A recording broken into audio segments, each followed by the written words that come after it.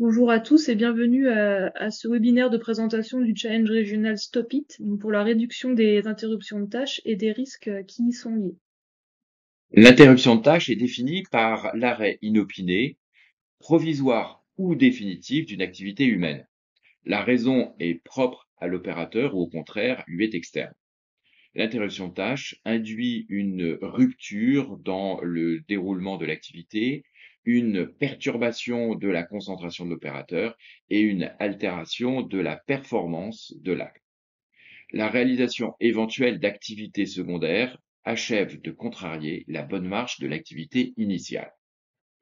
C'est un phénomène prédominant dans le monde du soin, puisqu'on dénombre 7 interruptions de tâches par heure et par soignant, chiffre qui peut aller jusqu'à 15 interruptions par heure dans un bloc opératoire.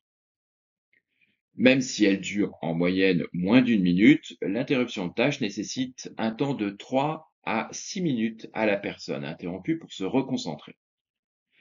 Les principales sources d'interruption de tâches sont le bruit ambiant, les alarmes, les téléphones, les discussions.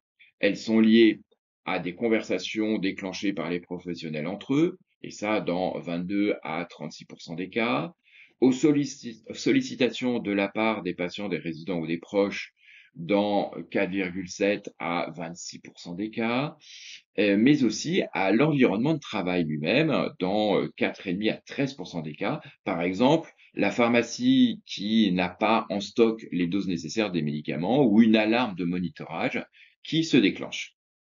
Si justement on prend l'exemple de l'administration de médicaments, sur une étude qui a été faite sur 4271 doses administrées, on identifie une interruption de tâche dans 53% des administrations, soit une fois sur deux.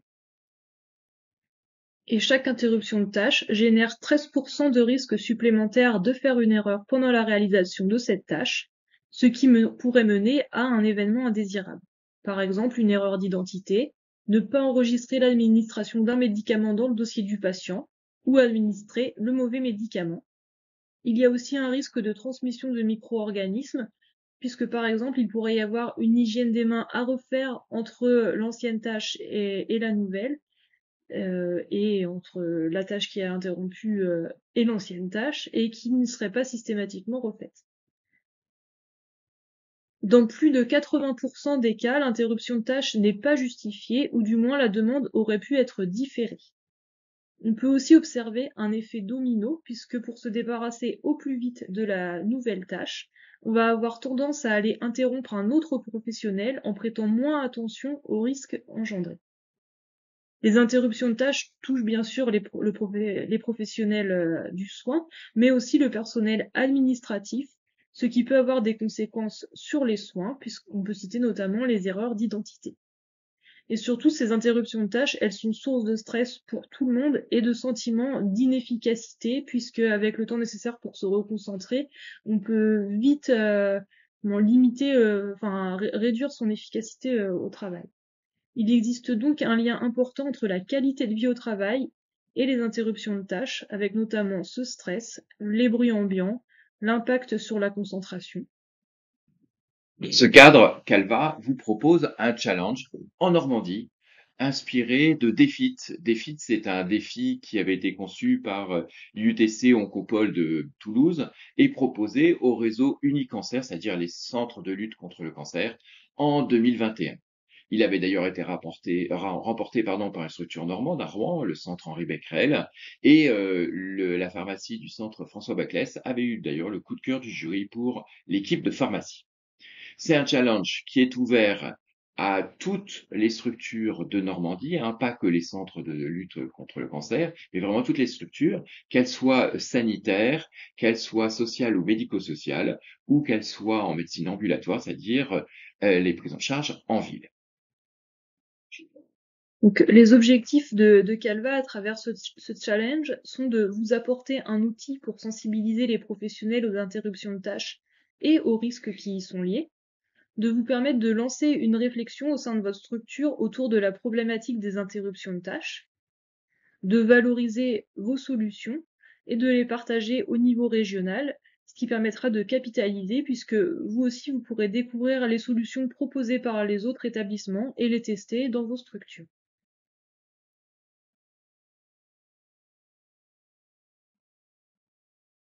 Donc, la règle du jeu est assez simple.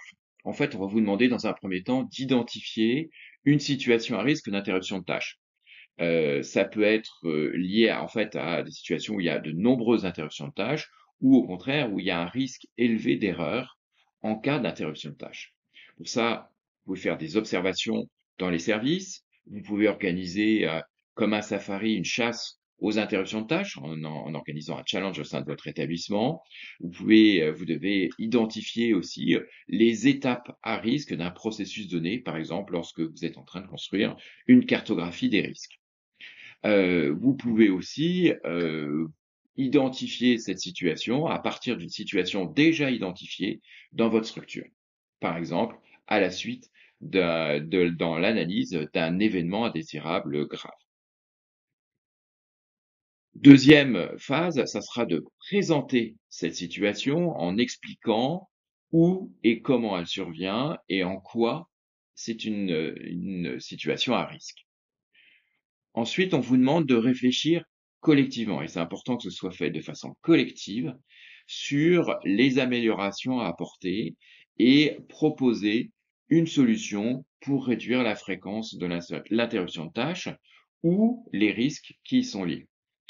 Ça sera sous forme de barrières de prévention, où là, on va agir sur les sources et par exemple, vous allez proposer une réorganisation, des actions sur les comportements, des changements de culture collective, notamment, par exemple, savoir refuser d'être interrompu et le pendant, savoir comprendre et accepter ce refus. Ça va être des actions, par exemple, de sensibilisation de l'usager ou ses proches au risque d'interruption de tâche, parce que vous l'avez vu, les proches, les usagers peuvent être eux aussi des causes d'interruption de tâche. Autre type de barrières que vous pouvez mettre en place sont des barrières de récupération ou d'atténuation, c'est-à-dire que là, l'interruption de tâche est survenue et on va devoir effectivement apprendre à gérer une interruption de tâche en sécurisant le retour à la tâche initiale, avec notamment l'implication de la personne qui a interrompu. Ça peut être la mise en place de contrôles supplémentaires ou de définir à quelles conditions on décide de reprendre la tâche au départ. Et ça, bien sûr, tout en continuant de répondre aux besoins des usagers.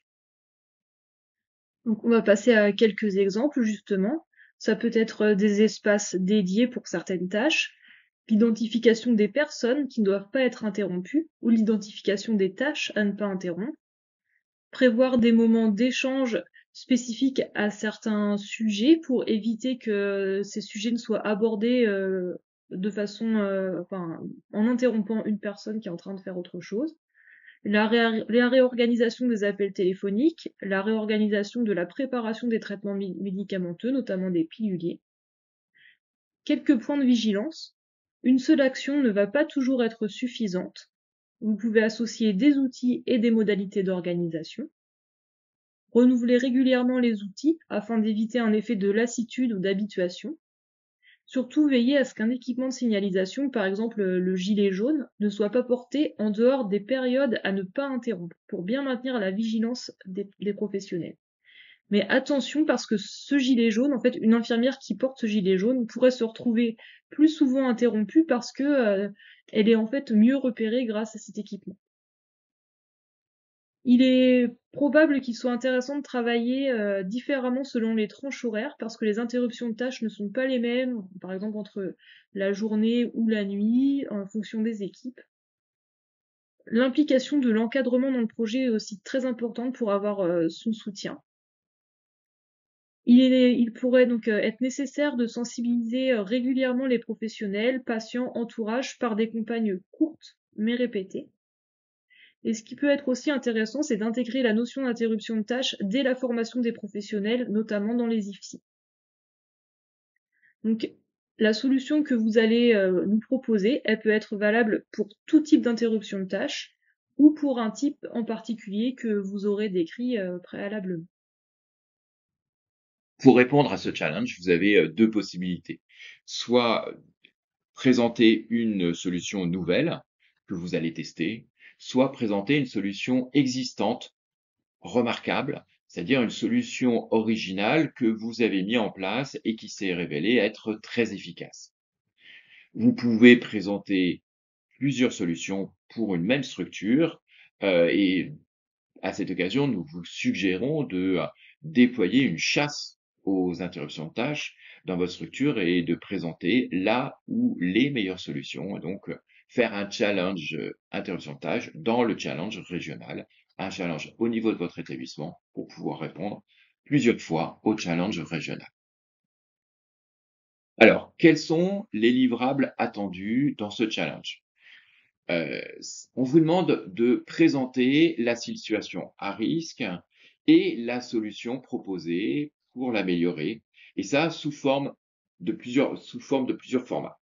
Heu, la vidéo que vous pouvez réaliser ou qu'on peut vous aider à réaliser si vous y prenez suffisamment tôt, puisse vous aider. C'est un document écrit sous forme d'un poster, d'une infographie, d'une plaquette. Ça peut être un enregistrement audio avec des interviews, un podcast d'une émission que vous auriez fait, d'une table ronde que vous auriez fait au sujet d'une interruption de tâche ou de plusieurs interruptions de tâches, ou ça peut être une présentation plus classique sous forme d'un PowerPoint commenté ou non.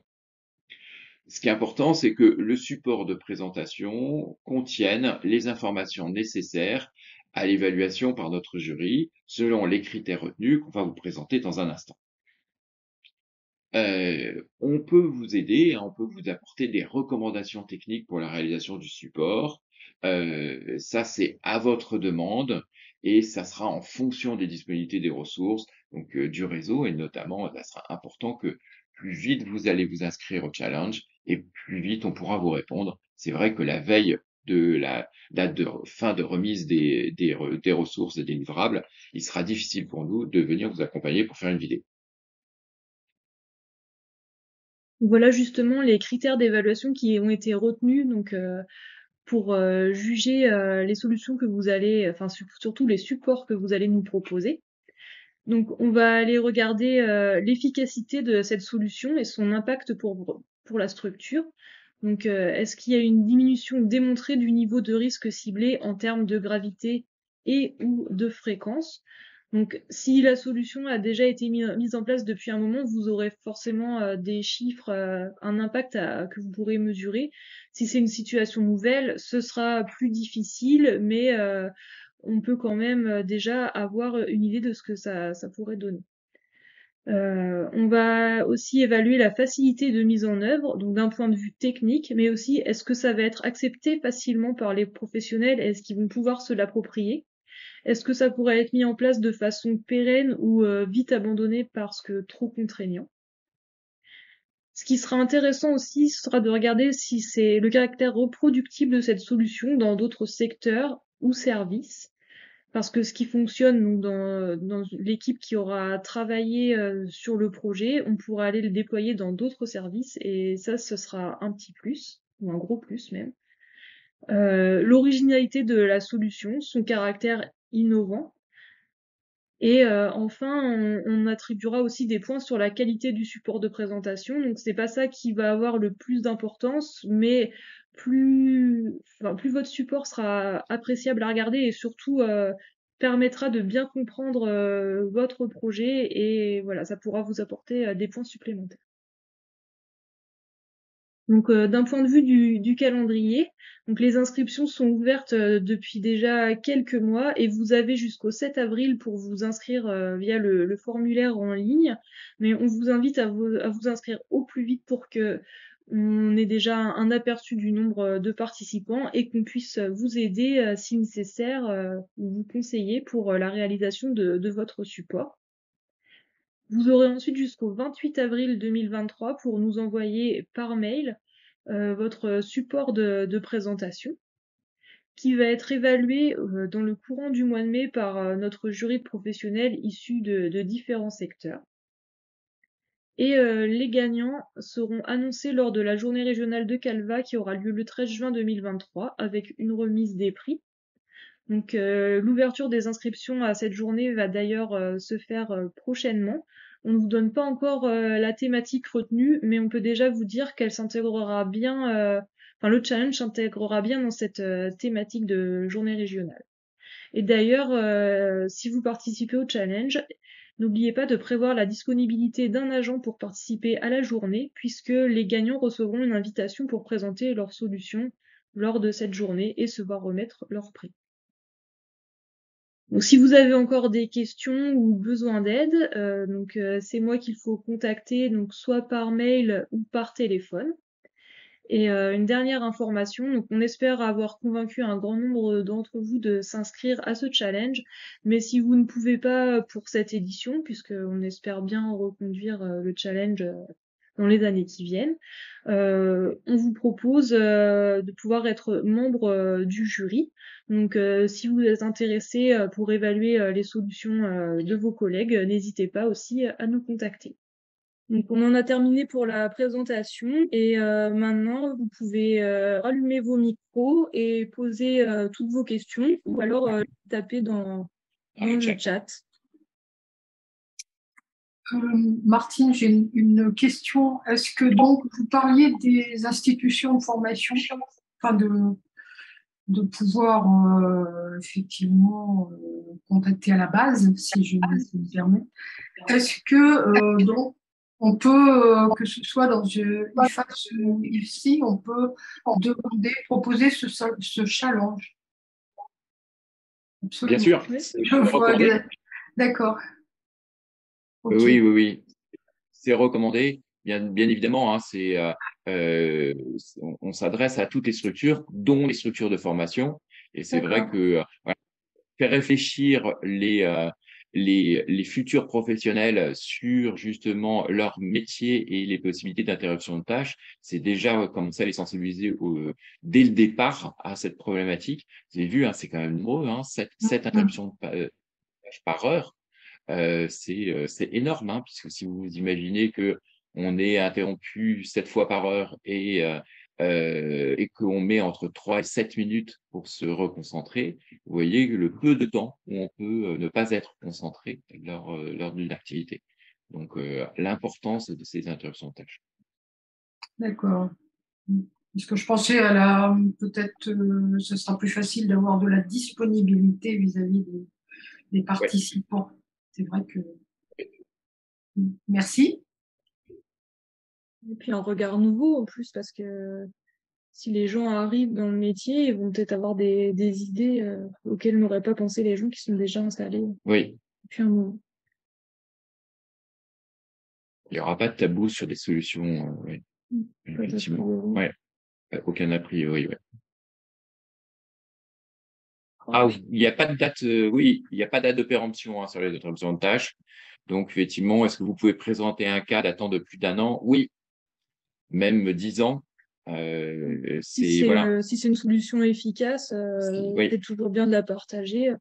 Vous avez juste à remettre en forme la présentation du cas. Mais... Oui, si c'est une solution justement ancienne et que depuis justement vous avez diminué, donc vous avez pu peut-être faire même une mesure d'impact, c'est encore mieux. Hein. Oui, comme ça vous pourrez présenter d'autant mieux. Ouais. Est-ce que certains d'entre vous sont aussi inscrits à l'accompagnement sur les interruptions de tâches qui est proposé par l'OMEDIT en ce moment? Parce que c'est un projet des projets qui peuvent se cumuler en fait pour valoriser ce que vous faites avec l'OMEDIT en ce moment. Vous pouvez participer au challenge. Il y a énormément d'occasions, hein, d'interruptions de tâches. Vous avez vu, elles sont nombreuses. Donc c'est vraiment faut pas hésiter parce que il y a voilà tout le monde est confronté aux interruptions de tâches. Plus on a de petites solutions, parce que souvent c'est des petites solutions, le diable se niche dans des détails. Voilà, toutes les bonnes idées sont vraiment les bienvenues. On n'est pas obligé de sortir des gilets à tout le monde. D'ailleurs, vous l'avez vu, hein, ce que disait Léna, hein, c'est que le gilet peut avoir des effets pervers. effectivement, on repère encore plus facilement une infirmière. Et donc, je vais aller voir directement l'infirmière. Et donc, je vais potentiellement l'interrompre.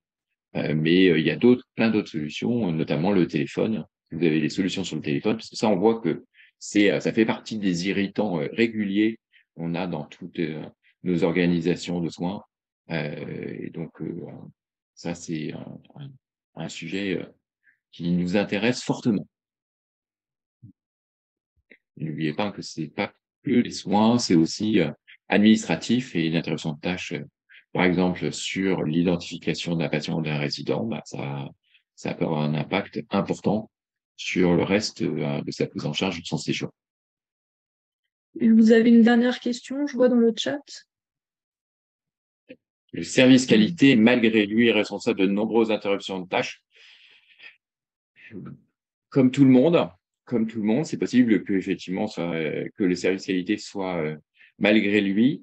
Donc, bah, au service qualité de nous présenter justement des solutions sur les interruptions de tâches, un challenge justement. Ben oui, on est tous, hein, on va tous, vous avez vu hein, les conversations qu'on déclenche sont la principale cause d'interruption de tâches. Donc, effectivement, on peut interrompre facilement. Comment sensibiliser les équipes sans les déranger? Bah, c'est justement de leur poser la question à un moment, quel est le moment où je vous dérange le moins? Et puis, de définir, par exemple, des moments. Il y a des moments où voilà, des échanges sont formalisés et sont des moments spécifiques pour des échanges, et puis d'autres moments où on sait qu'il faut pas les déranger. Et donc là, on les dérange pas. Mais voilà, ça c'est effectivement l'importance d'aller voir sur le terrain et d'aller leur poser la question voilà, sur leur rythme de travail, sachant qu'ils vous diront qu'on ne peut jamais les déranger du tout. Mais il y aura un moment où effectivement vous déciderez de façon collégiale que ça sera le moment où vous pourrez les interrompre. On s'arrête là. Ouais. Merci infiniment de votre écoute. Merci. On reste à votre disposition. Et puis surtout, on attend avec impatience vos propositions, vos inscriptions et vos propositions. Merci à vous. Merci, bonne journée. Bonne journée à tout le monde.